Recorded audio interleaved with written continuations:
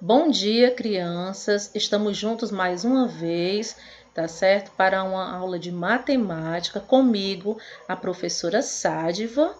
Eu sei que essa semana é uma semana de simulado, onde vocês estão totalmente voltados para as avaliações de vocês, mas não deixem de assistir às videoaulas, ok, turma? Então, apresento na matemática hoje para vocês a correção, né, de algumas atividades. Iniciando aqui pela sexta. O quadro abaixo apresenta a altura em centímetros de Mariana e de 3 colegas de sua turma. Então, eu tenho aqui na tabela Mariana, a altura dela em centímetros, 120 centímetros, do Sérgio, 124 centímetros, da Andressa, 125 centímetros e do Felipe, 118 centímetros. Então, observe outra maneira de apresentar a altura de Mariana. 120 centímetros é a altura da Mariana, ok? 120 é a junção do 100 mais 20, que forma 120. 100 centímetros corresponde a 1 metro, não é isso? Mais 20 centímetros que nós temos, juntando a altura dela, abordando o metro e o centímetro, ficará 1 metro e 20 centímetros. Então, no item A, de maneira semelhante, parecida à apresentada, complete o quadro com as alturas correspondentes em metros e centímetros.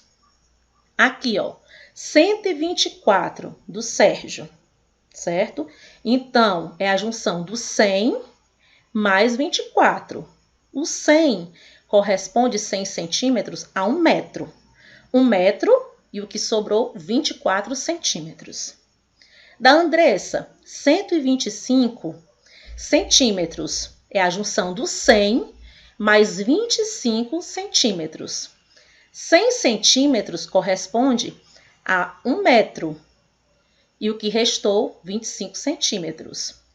Então, a Andressa tem 1 metro, 25 centímetros. Felipe, 118. É a junção do 100 mais 18. Os 100 centímetros corresponde a 1 metro, ok? E o que restou em centímetro? 18 centímetros. Então, a altura do Felipe para nós é de 1 metro e 18 centímetros, ok?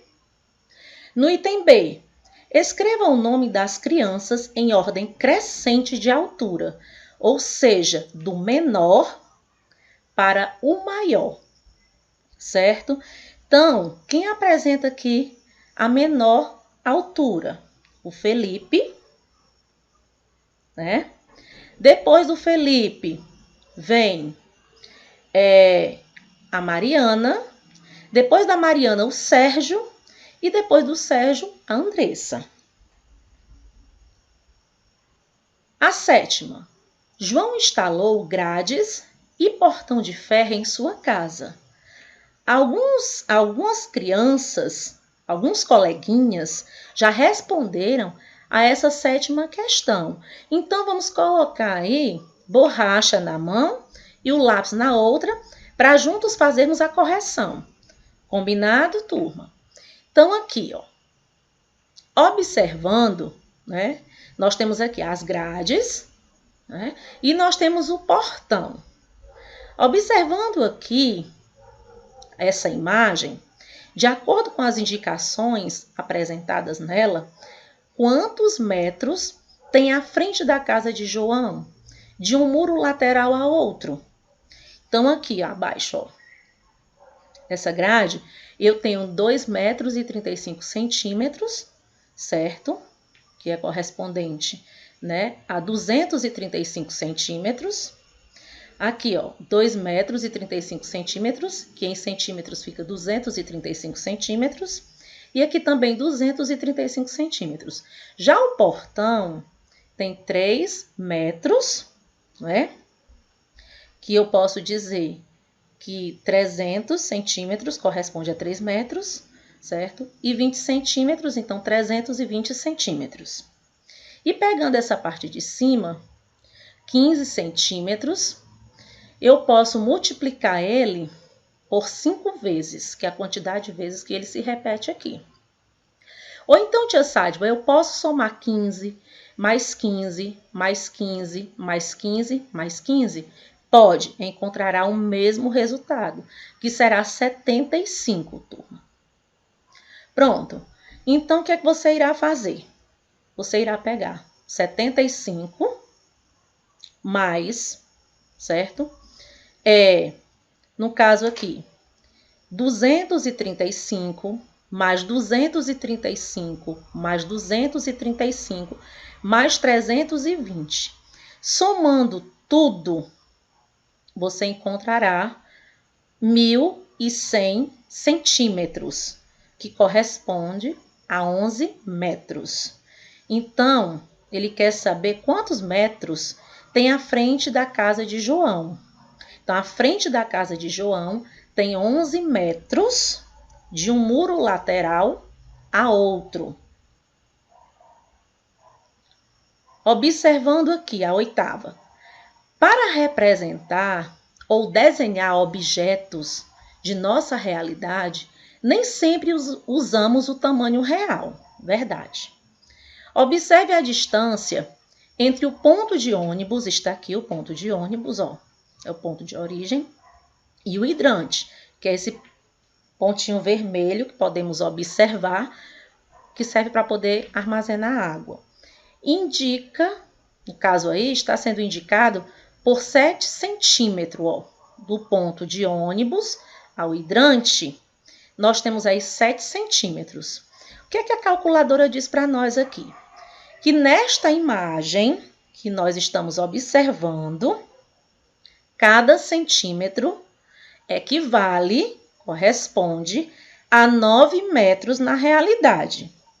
Então, temos aqui uma legenda mostrando aqui os pontos. O ponto de ônibus, né? A imagem e o nome, né, da imagem. O hidrante, a farmácia e a padaria. Então, está pedindo aqui, no caso, antes de vocês realizarem essa atividade, é interessante o seguinte, vocês saberem que a distância real entre o ponto de ônibus, né, aqui, ó, e o hidrante é de 63 metros. Por quê? Porque ele pegou o 7, né, que é a distância aqui em centímetro, e multiplicou por 9, tá certo? Então, 7 vezes 9, ou 9 vezes 7, é igual a 63. Agora, utilizando uma régua, que é o instrumento de trabalho para essa atividade, para essa questão, meça o caminho em azul. Esse caminho que está em azul, você vai colocar a réguazinha graduada, certo? E vai verificar quantos centímetros tem.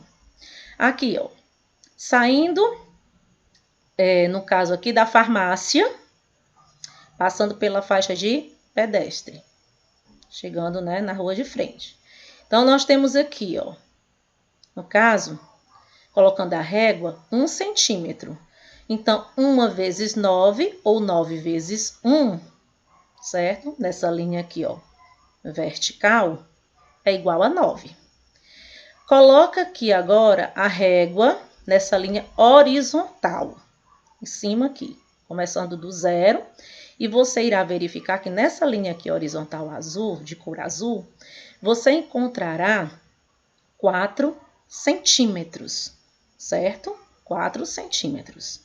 Então, 4 vezes 9, ou 9 vezes 4, é igual a 36, certo?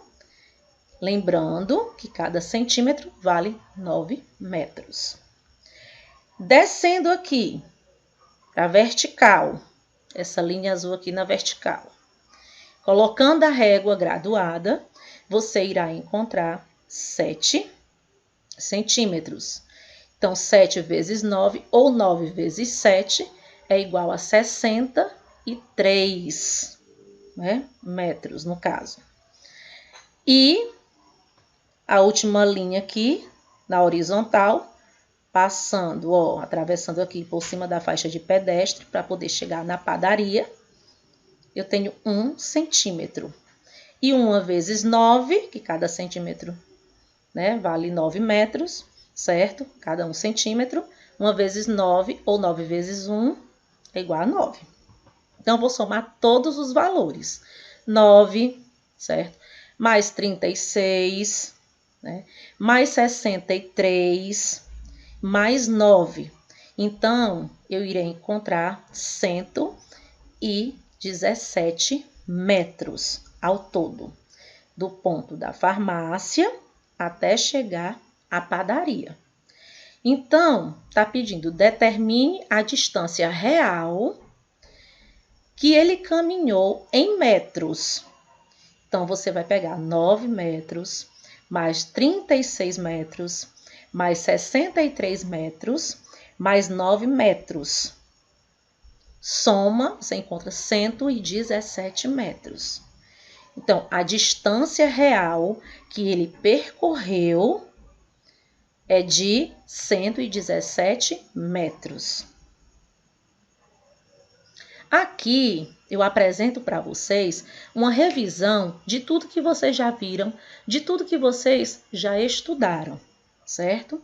Então, nós estudamos unidades de medida de tempo, né, de comprimento, padronizadas e não padronizadas, e alguns instrumentos, né, utilizados para realizar medições, como o relógio, o calendário e a régua. Vamos aqui só relembrar. O relógio, certo? E o calendário são instrumentos de medida de tempo. Então, aqui, relembrando a vocês que nós temos o relógio de ponteiro e nós temos o relógio digital, certo? No relógio de ponteiro, o ponteiro aqui menor está apontando para o número 5, certo? E o ponteiro maior está apontando aqui, ó, para o 1. E a gente sabe que de um número para outro, né, de um algarismo para o outro, né, nós temos aí um intervalo de 5 minutos. Então, eu tenho aqui o horário antes do meio-dia, está marcando aqui 5 horas e 5 minutos, certo? No meu relógio de ponteiro. E no meu relógio digital, 5 horas e 5 minutos. Relembrando que esses dois pontinhos servem para separar a hora dos minutos, ok? E abaixo, esse relógio digital, depois do meio-dia. Então, você vai pegar o número 12 e irá somar mais 5, que é a hora que está marcando o ponteiro menor. Então, 12 mais 5, 17. Então, 17 horas e 5 minutos. Relembrando a questão do calendário. O calendário, todo e qualquer, ele traz para nós uma orientação com relação ao ano, né? Aqui tem o ano de 2018, o mês, certo? Nós temos aqui o calendário, nós temos 12 meses, e o mês que apresenta aqui para nós é o mês de abril, certo? Nós temos os dias da semana, que inicia pelo domingo, e são 7 dias, né? Domingo, segunda-feira, terça-feira, quarta-feira, quinta-feira, sexta-feira e sábado. E eu tenho os dias aqui, ó, os dias do mês, não é verdade? Ele até circulou aqui um número, né? Outra revisãozinha. O centímetro, né, representado pelo cm, e o metro, representado pela letra m, são unidades de medidas de comprimento padronizadas, porque antigamente se usavam o quê? O corpo para fazer medições. Como essas medições elas não eram tão eficazes, né, tão reais, Então, existe a necessidade de criar unidade de medida padronizada para poder realizar essas medições. Então, centímetro, milímetro, 1 metro, né? Então, 1 metro equivale a 100 centímetros, só para reforçar. E para representar e desenhar objetos de nossa realidade, nem sempre usamos o tamanho real. Na imagem ao lado, cada centímetro equivale a 1 metro na realidade, ok? E com relação às mais atividades, certo? Que são as atividades colocadas para vocês, vamos dar um pontapé inicial aqui com relação a essas questões. A primeira que diz aqui, ela traz: escreva e resolvam a multiplicação para determinar a quantidade de lajotas que foram utilizadas no revestimento do piso representado abaixo. Então, você pode contar aqui, ó, na vertical, quantidade de lajotas: 1, 2, 3, 4, 5, 6, 7. 7. Vezes, vamos contar agora na horizontal: 1, 2, 3, 4, 5, 6, 7, 8, 9. 9. Então, 7 vezes 9 igual a 63. Então, quantas lajotas foram utilizadas para revestir o piso? Foram utilizadas 63 lajotas para revestir o piso. Se você contar quadrinho por quadrinho, você irá encontrar um total, um quantitativo, referente a 63. A segunda: uma confeitaria oferece 8 opções de cobertura e 6 opções de massa para preparar um bolo. No item A, quantos bolos diferentes podem ser preparados nessa confeitaria? Você pode pegar o 8, que é a quantidade de opções de cobertura, e multiplicar por 6, que é a quantidade de opções de massa para preparar um bolo. 8 vezes 6 dá igual a 48. Tia Sádio, mas eu coloquei 6 vezes 8. Também está certo. É igual a 48. A ordem dos fatores não altera o produto. Então, quantos bolos diferentes podem ser preparados nessa confeitaria? Podem ser preparados 48 bolos diferentes. Agora vamos para o item B. Se essa confeitaria acrescentar, ou seja, aumentar, mais uma opção de massa, não é opção de cobertura, opção de massa. Tinha 6 opções. Se acrescentar mais uma, ficará 7 opções, não é verdade? Quantas novas opções de bolo é possível preparar? Então, 8 opções de cobertura, certo?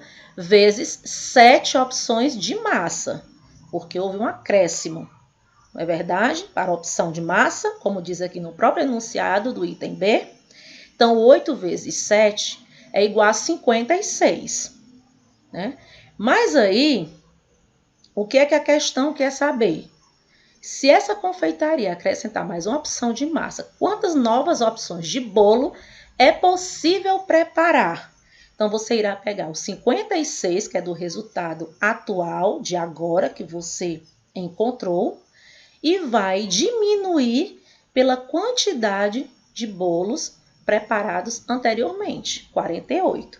56 menos 48 é igual a 8. Então, é possível preparar 8 novas opções de bolo no caso. A terceira: um número foi multiplicado por 10. O resultado dessa multiplicação é um número ímpar ou par? Turma, olha, todo número multiplicado por 10, certo? Sempre irá terminar com 0 no final, resultado. 2 vezes 10, 20, certo? 3 vezes 10, 30. 4 vezes 10, 40, 5 vezes 10, 50 e assim por diante. Terminando com 0 no final, sabemos que o 0 é par, ok?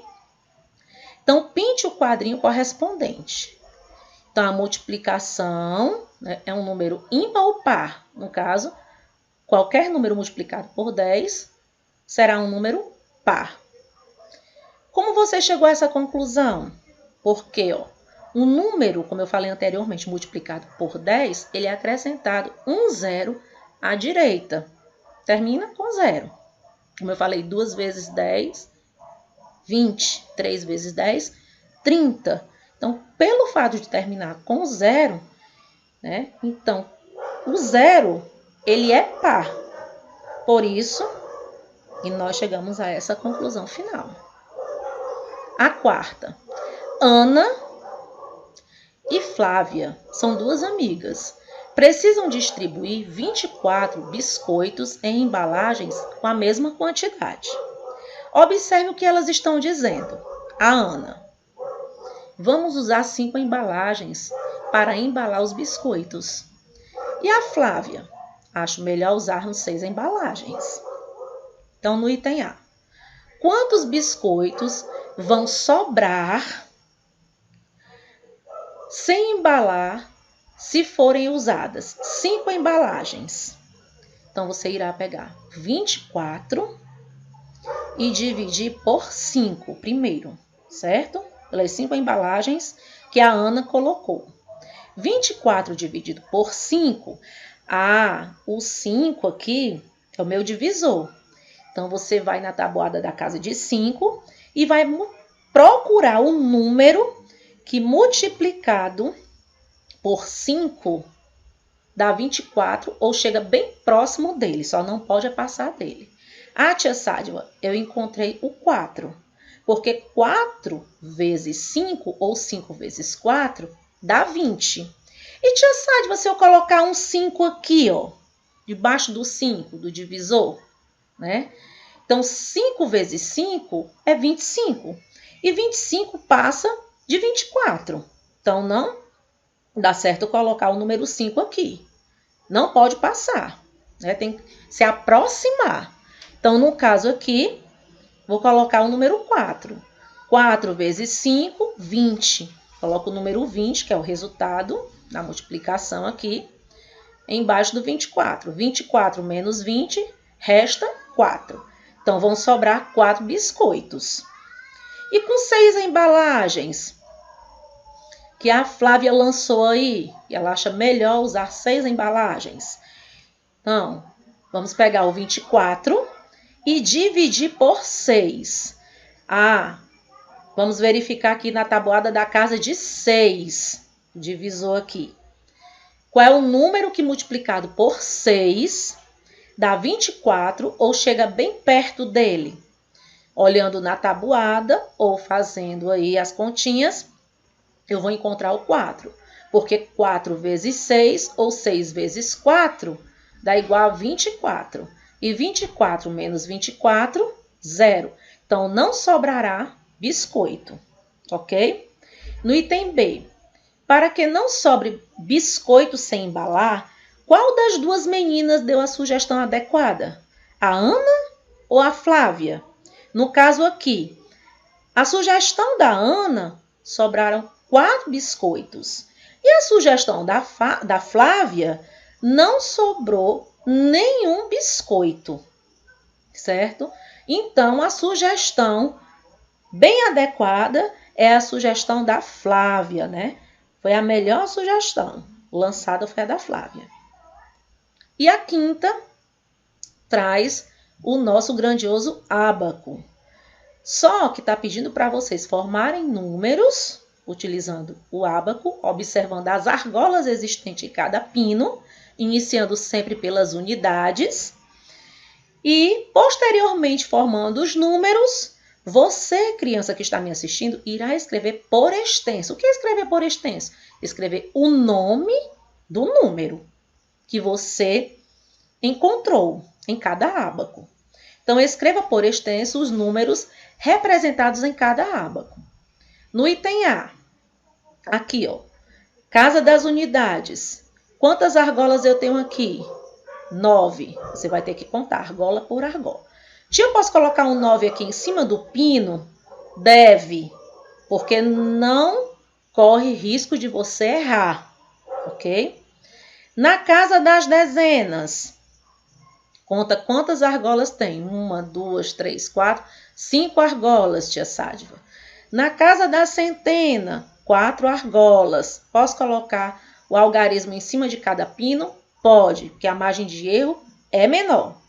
Unidade de medida, não tem argola nenhuma. Então, que número você formou aqui?